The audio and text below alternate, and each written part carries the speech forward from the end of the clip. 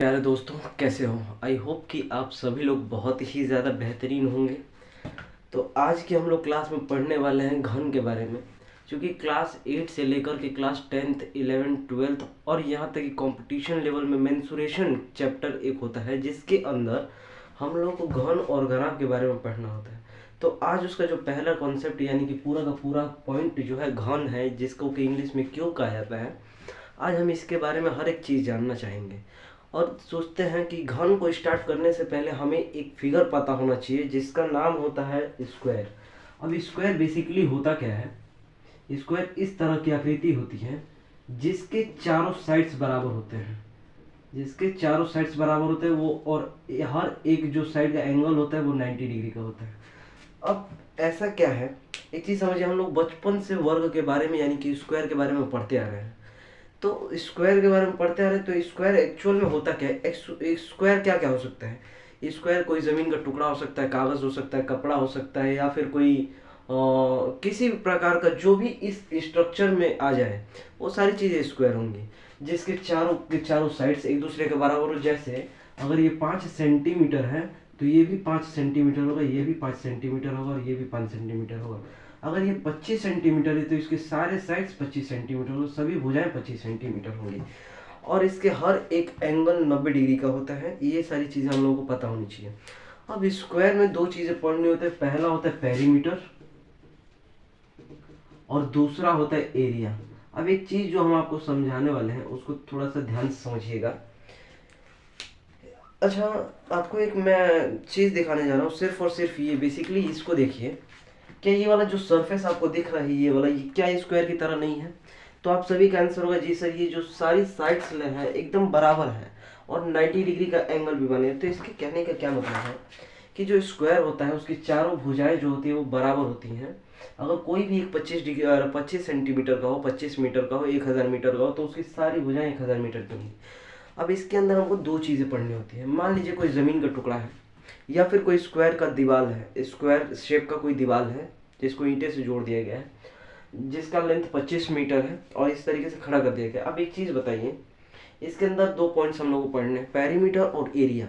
बहुत बेसिकली से समझ के चलते हैं इस चीज़ को, बेसिक से, क्योंकि आगे चल के हम लोगों को बहुत ज़्यादा दिक्कत ना हो। बेसिक अगर हम लोगों का क्लियर रहेगा तो आगे चल के हमको बहुत ही ज़्यादा परेशानियां नहीं सामना करना पड़ेगा। अब समझते हैं कि पेरीमीटर और एरिया में अंतर क्या है। पिछले वीडियो से ही मैं पढ़ाते आ रहा हूँ कि पेरीमीटर होता क्या है और एरिया क्या होता है। जैसे मान लीजिए ये कोई खेत है, मान लेते हैं कोई एक खेत का एग्जांपल लेते हैं, कोई स्क्वायर एक खेत है, ये आपका स्क्वायर हो गया। अगर इस दो चीजें होती है खेत के चारों तरफ, एक बार या तो इसके चारों तरफ डंडा गाड़ के हमको क्या करना पड़ता है, या तो तार लगा के हमको छेकना पड़ता है ताकि जंगली जानवर हमारे खेतों में ना घुस सकें। और दूसरा जिसके ऊपर हम अपने फसलों को बोते हैं, एक ये वाला हिस्सा। तो दो हिस्से हैं हम लोगों के पास खेत के, एक जगह के भोजपुरिया भाषा में डांड कहल जाला, और दूसरा का जो खेत का बीच वाला हिस्सा होला। और देखिए एक चीज समझिए बात को ध्यान से, कि हम दो चीजों में बांटते हैं, पेरीमीटर और एरिया। पेरीमीटर क्या होता है कि कौनो भी अगर स्क्वायर है, उसके कौनो भी एक कोने में आप एगो खूंटा गाड़िए इसे, और एक बार घूम जाइए इसे।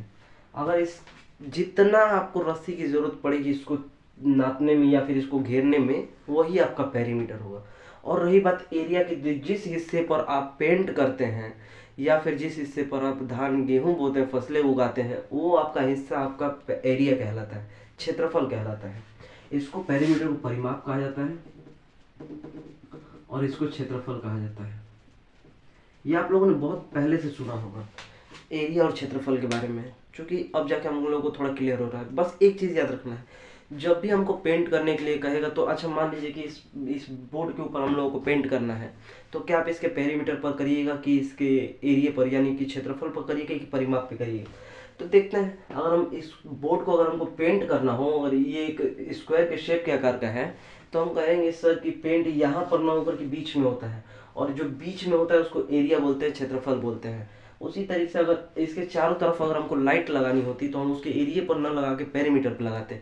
उम्मीद है आप लोगों को पेरीमीटर और एरिया में अंतर समझ में आ गया होगा। तो हम बहुत छोटे से जब थे तब से हम पढ़ते आ रहे कि वर्ग जो होता है इसको वर्ग भी कहा जाता है, हिंदी इसका होता है वर्ग, और वर्ग का जो परिमाप होता है वो 4 गुना भुजा होता है। अब ये सारी चीज़ें अगर हम बताने बैठे कि कहाँ से कैसे निकलता है, तब तो आप निकाल चुके हैं। और जो इसका क्षेत्रफल होता है वो भुजा गुणा भुजा होता है, भुजा गुणा भुजा। उम्मीद है आप सभी को इन चीज़ों के बारे में समझ में आ रहा। अब आप लोग सोच रहे होंगे कि सर हम लोग क्यूब के बारे में पढ़ रहे थे, घन के बारे में पढ़ रहे थे, और आप कहाँ वर्ग पे ले आके पटक दिए। तो थोड़ा सा सब्र करो, कुछ चीज़ों जैसे अब शुरू में जब ताजमहल बना होगा तो तुरंत उसका गुंबद ना रख दिया गया होगा। शुरू में कुछ अपना स्ट्रक्चर बना होगा, उसकी नींव रखी गई होगी, फिर उसके बाद बनते बनते बनता होगा। उसी तरीके से सबसे पहले हम समझते हैं इस वर्ग के बारे में। तो उम्मीद है कि अब तक वर्ग के बारे में आप सभी को क्लियर हो गया होगा। तो अब चलते हैं एक्चुअल में घन के बारे में। तो घन के बारे में एक चीज़ हमेशा याद रखनी है, घन एक प्रकार का डब्बा होता है या फिर कमरा होता है। घन और घनाभ के हर एक क्वेश्चंस को हम एक तरह से कमरे के रूप में अगर सोच के चलेंगे तो हमको बनाना बहुत ही ज़्यादा सिंपल होगा। हम लोग जिस घर में रहते हैं उस घर को हम घन मान लें अगर, तो एक चीज़ समझिए, घन किसका बना होता है? तो स्क्वायर का बना होता है। एक चीज़ हमेशा याद रखनी है हमको, जो घन होता है यानी कि क्यूब, वो हमेशा किसका बना होता है?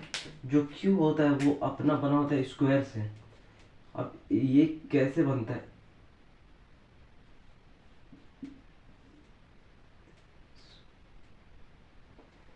स्क्वायर से। अब कैसे बनता है वो देखते हैं। अब एक घर बनाने के लिए हमको 6 दीवारों की आवश्यकता पड़ती है। आप लोग जहाँ पर बैठे हैं वहीं पर एक बार से अपने चारों तरफ के दीवारों को नजरें घुमा कर देखिए। एक जो आप लोगों के सामने दिख रहा होगा वो दीवार, और एक जस्ट इसके पीछे वाला दीवार, 2 दीवार हो गए।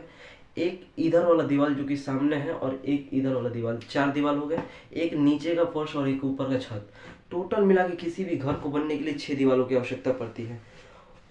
और हमने अभी आपसे कहा कि जो घन बना होता है, घन का मतलब क्या? घन और घनाभ एक तरह से अगर हम कहें कि बक्से की तरह का होता है, डब्बे की तरह का होता है। तो घन जो बना होता है स्क्वायर से बना होता है, मतलब इसकी सारी दीवार जो होती है वो स्क्वायर की बनी होती है। अब चलिए हम लोग जिस भी घर में रहेंगे उसकी 6 दीवारें होंगी। किसी भी बक्से को आप लोग उठा कर देखिएगा उन सबकी 6 दीवारें होंगी। अब उन 6 दीवार को हम देखते हैं। हमने क्या पढ़ा कि सर जो उसका जो घन होता है यानी कि क्यूब होता है वो स्क्वायर का बना होता है, यानी कि वर्ग का बना होता है। अब हम एक चीज़ समझेंगे कि कोई भी घर या बक्सा 6 फलकों से मिलकर बना होता है। एक सामने वाला, एक पीछे वाला, 2, 3 और 4, नीचे वाला 5 और ऊपर वाला 6। आप लोग जहाँ पर बैठे हैं आप हमारे साथ साथ अपने इशारों में समझते रहिए। अब आपके सामने वाला हमारे पीछे वाला होगा, ठीक है? तो इस तरीके से कंफ्यूजन में नहीं होना है। आप सभी जिस भी घर में रहते होंगे उसकी 6 दीवारें होंगी। अब समझते हैं कि हमने बोला कि घन जो है सर वो स्क्वायर से मिलकर बना होता है। अब हम लोग को 6 स्क्वायर वाली दीवारें लेनी पड़ेंगी। मान लेते हैं जमीन वाला लेते हैं, ये रहा जमीन वाला हिस्सा, और ये रहा एक छत वाला हिस्सा, और एक और एक और। टोटल हम लोग को 6 दीवारें चाहिए। तो हम लोग के पास 6 दीवारें हो चुकी हैं। अब इन 6 दीवारों को जब जोड़ा जाता है, जब इन 6 दीवारों को आपस में जोड़ा जाता है अगल बगल करके, तो हमको एक घन मिलता है। 6 अलग अलग दीवारों को जोड़ने पर स्क्वायर की हमको एक घन मिलता है।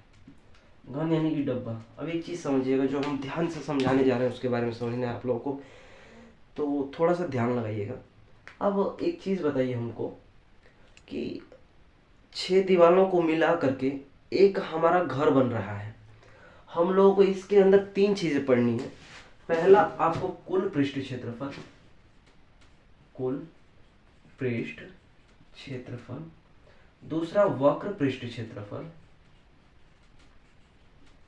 और तीसरा आयतन। अगर इसका इंग्लिश लिखा जाए तो इसका होता है टोटल सरफेस एरिया। हाँ सही है, हाँ, lateral surface area and the volume. पिछले क्लासेस में हम लोगों ने आपको इस चीज़ के बारे में हमने बिल्कुल क्लियर से बता रखा था कि वॉल्यूम, वक्र पृष्ठ और कुल पृष्ठ क्षेत्रफल क्या होते हैं। क्षेत्रफल का मतलब जिसके ऊपर पेंट करा जाए, या फिर हाँ सिंपल सी बातें अगर समझी जाए तो क्षेत्रफल का मतलब जिसके ऊपर पेंट करी जाए।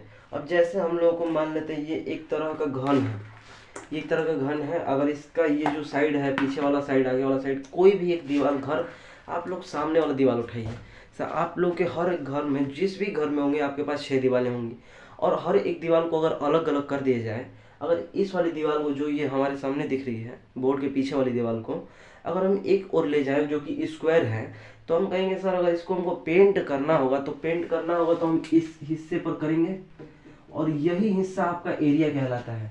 अगर इसका जो साइड है यानी कि जो भुजा है अगर ए ले लें, तो क्या हमारी सारी भुजाएं ए ही होंगी क्या?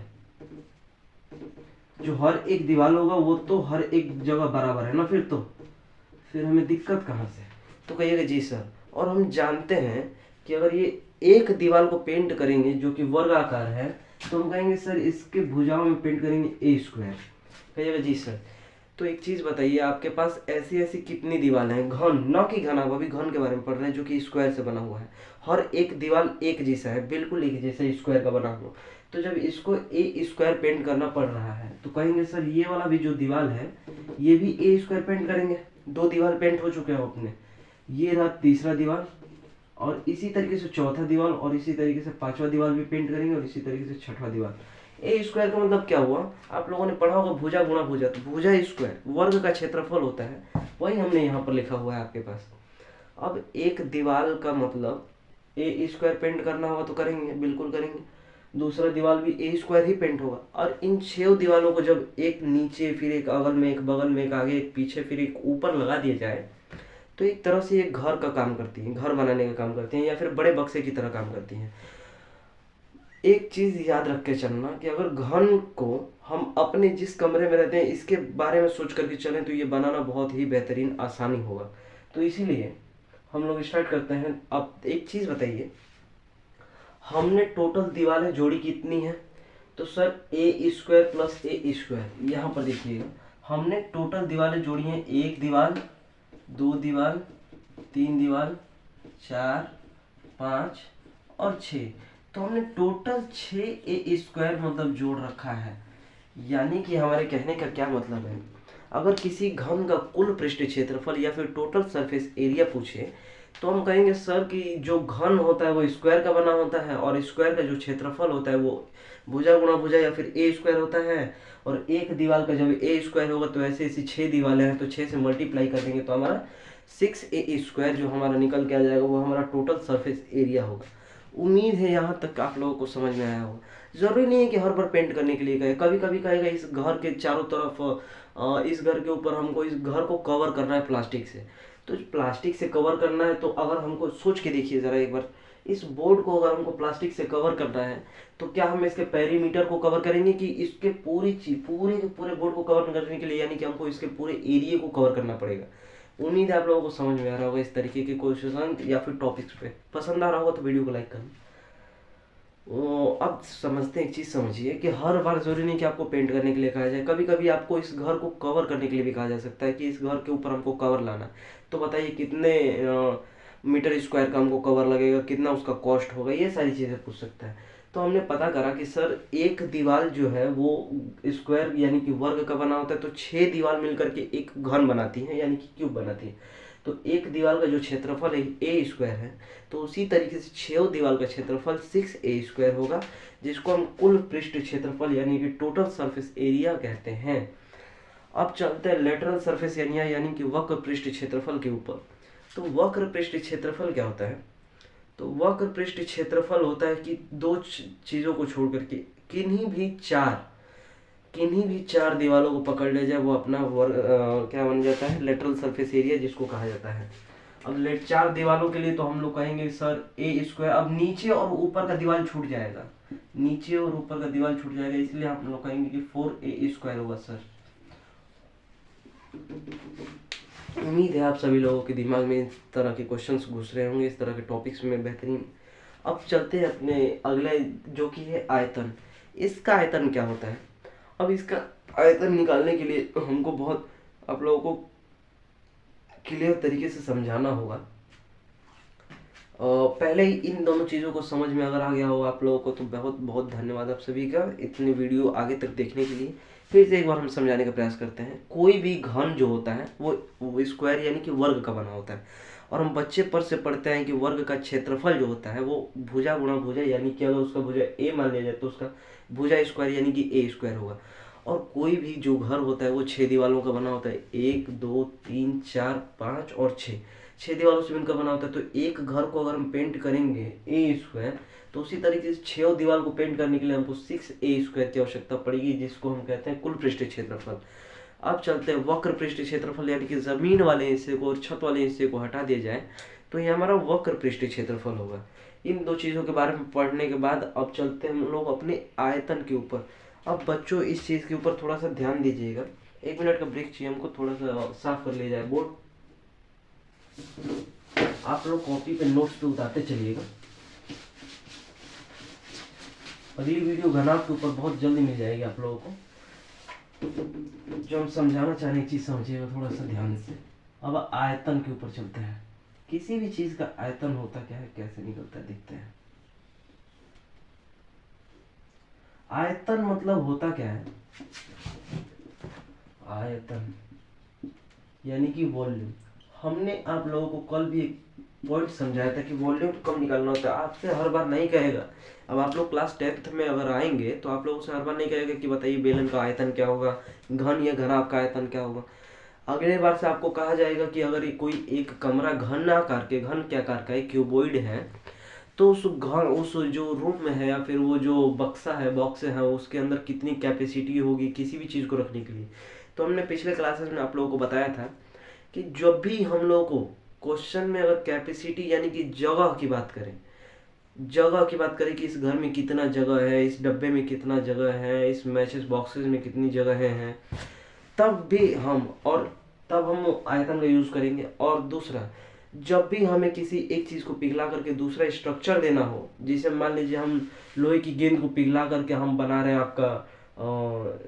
लोहे की गेंद को पिघला करके हम आपका बक्सा बना रहे हैं, या फिर कुछ बेलनाकार सिलेंडर टाइप कुछ और बना रहे हैं, तब उस टाइम पर यूज होगा आपका उस कैपेसिटी यानी कि वॉल्यूम का, आयतन का।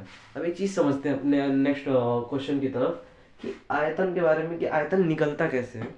तो एक चीज समझिए, किसी भी घर के अंदर आप लोग कुछ भी रखिएगा, किसी भी घर के अंदर, एक ये घर है, यही तो आपका, हमने क्या कहा था कि कोई भी क्यूब जो होता है यानी कि घन होता है वो वर्ग से बना होता है, तो इसका सरफेस भी वर्गाकार होगा। तो कहिएगा जी सर, मान लेते हैं ये वाला इसका सरफेस है, ये वाला इस घर का सरफेस है। अब एक चीज बताइए, आप इसके ऊपर कुछ भी रखिएगा तो इस सरफेस से बाहर ना जाए। अगर इस बोर्ड के ऊपर हम कुछ भी रखते हैं तो क्या ये इसके क्षेत्रफल पर रख रहे हैं कि हम परिमाप पे रख रहे हैं? तो आप लोग बताइएगा कि नहीं सर, अगर हम बोर्ड के बीचों बीच से लगा कोना तक, यानी कि इस वाले हिस्से पर अगर कुछ भी रखते हैं तो हम लोग रखेंगे सर इसके क्या कहा जाता है, पेरीमीटर पर, अरे क्षेत्रफल पर, एरिया के ऊपर। तो उसी तरीके से अगर हम लोग जमीन के ऊपर कुछ रख रहे हैं, फर्श वाले हिस्से पर, जो कि नीचे वाला घर का क्यूब का नीचे वाला हिस्सा है, तो फर्श के ऊपर अगर हम लोग कुछ भी रख रहे हैं तो यानी कि वो उसकी जगह पर रख रहे हैं, यानी कि क्षेत्रफल पर रख रहे हैं। और चूंकि इसका क्षेत्रफल भरने के लिए हमको, अगर इसकी साइड ए है तो हमको ए स्क्वायर जगह भरना पड़ेगा। किसी भी चीज से रख कर हमको फर्श वाला जगह ए स्क्वायर भरना पड़ेगा। अब एक चीज बताइए कि चलिए हम एक बार सिर्फ पतला सा चीज रख दिए तो ए स्क्वायर रख दिए, पर अगर मान लीजिए हमको कुछ चीजें बहुत ऊंचाई तक, कभी कभी डब्बों को थोड़ी ऊंचाई तक लगाना पड़ता है, तो एक चीज बताइए हमको कि ये जो जमीन वाला, जो फर्श वाला हिस्सा है, वो तो ए स्क्वायर हम रख दिया, अगर जमीन पर रखना है तब अगर थोड़ा सा इसको दीवार लगा दिया जाए, जिस तरीके से हमारा पहला वाला दीवार था, अगर इस तरीके से हम कुछ दीवार लगा दें आगे पीछे, तो हम कह सकते हैं सर इसके ऊपर भी अब रखते जाएंगे। अभी जितना ऊपर रखेंगे, कितना ऊपर रखेंगे, तो क्यूब का हर एक दीवार वर्गाकार होगा, तो जितना फर्श वाला होगा उतना ही अगल वाला होगा, उतना ही बगल वाला होगा। तो अगर उस वाले को उठा करके देखे जाए आपने इधर वाले को, तो उसका भी तो साइड ए है, तो यानी कि ये वाला जो ए है उसका हाइट, और जो ये ए स्क्वायर था, अगर उसको ए से मल्टीप्लाई कर दिया जाए तो हमारा वॉल्यूम यानी कि ए क्यूब निकल जाता है। आप लोगों को उम्मीद है समझ में आया होगा। जैसे एक बार फिर से समझाना चाह रहे हैं,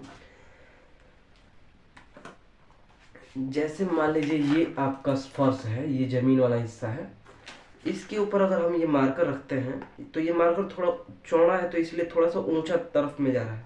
और इसको बिल्कुल पेपर की तरह पतला कर दिया जाए तो ये इसके एरिया को वो कवर करेगा, क्षेत्रफल को कवर कर लिया।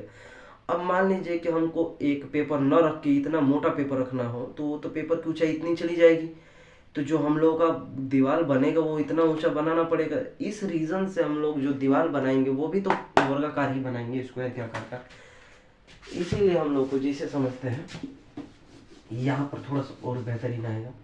जैसे ये वाला जो अपना हिस्सा है, ये वाला, ये अपना फर्श वाला हिस्सा है, ये वाला जो हिस्सा है वो अपना फर्श वाला हिस्सा है, और इसके ऊपर हम कुछ भी रखेंगे तो सर ए स्क्वायर ही रख पाएंगे। क्या रखेंगे? ए स्क्वायर। इतना ही जगह है हम लोगों के पास, क्योंकि किसी भी क्षेत्रफल, किसी भी वर्ग का क्षेत्रफल ए स्क्वायर होता है, उसके भुजा गुणा भुजा, तो कुछ भी रखेंगे तो ए स्क्वायर ही रख पाएंगे।